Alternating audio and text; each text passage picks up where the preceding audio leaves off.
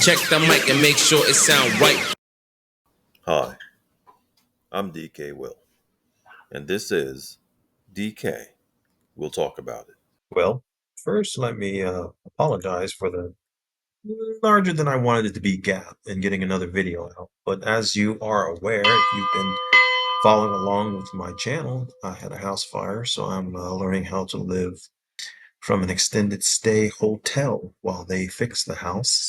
Thankfully, my insurance apparently was good enough that if it takes longer than 2 months, and it will take longer than 2 months, they'll rent the house for me in turn.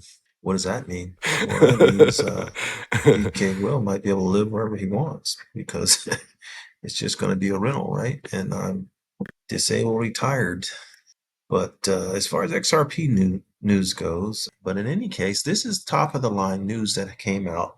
It's about a day old, but I would mention it in this article, I guess, to round out the thoughts that I have about developments, which I have been watching despite my absence. But Ripple applied for a federal bank trust charter, and that's a big deal. XRP jumps 3%. We're going to talk about XRP price looking forward. But you know, they was always referred to as the banker's coin. Well, here it is. It's not just going to be the banker's coin. It's going to be a bank. Ripple ain't messing around. People could be and see all they want, but Ripple ain't messing around. It says they have applied for a national banking license from the Office of the Comptroller of the Currency, the same one who said banks can now custody and execute cryptocurrency products. And what really, I guess, matters out of this one here that I want to bring out is that they filed for what's called a master account through their standard custody acquisition, the New York bank and trust firm that they acquired from PolySign, which kind of hurt those of us who had invested in PolySign through Link 2, which is another whole nother story. I hope they get that resolved and I get my dead money out of there. But nonetheless, they applied for a master account. And what matters here is a master account allows bank and depository institutions to directly access the Federal Reserve rather than require them to go through intermediary banks. It's for the tier one bank levels, like the Chases and the Morgan Chase, the Citibanks, the PNCs, the Wells Fargos, the top echelon of banks, and that's what they applied for. I'm sure they're going to get it, but they did something else that I thought was interesting in regards to this.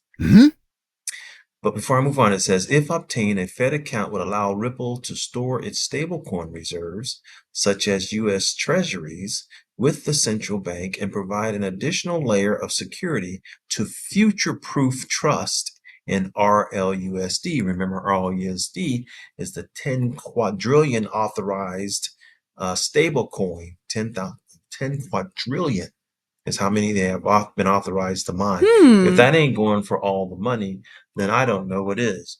All right, but here's the other thing that I found interesting and perhaps even connected to some of these transitions is that they moved 500 million XRP tokens from the escrow account. Of course, their regulated 1 billion release is over. Excuse me. And so now they can pretty much release at discretionary release. They bound themselves for the $1 billion release in any case, so they usually only use 300 million and put 700 right back in escrow anyway. But here they moved 500 million XRP tokens from their escrow account. And what would be the cause for that? Well, I'm not sure. But it says the transaction was accompanied by an intriguing note that captivated the market. The note showed the anticipation of a more crypto-friendly administration under incoming U.S. President Donald Trump. Trump made campaign promises for crypto-friendly policies and a strategic Bitcoin reserve, which is largely fueling optimism for 2020. Well, Trump also made a statement about getting that reserve up and running, and that may be very well connected to the 500 million XRP coins that were removed from escrow to become a part of that Federal Reserve, that United States Reserve. And I believe that's what's really going on here. And when we take into account this presumably from a Truth Social post by Donald Trump, it says the U.S. Crypto Reserve will elevate the crypto industry After years of corrupt attacks by the Biden administration, which is why my executive director on digital assets directed the presidential working group to move forward on a crypto strategic reserve that includes XRP, Sol, and ADA.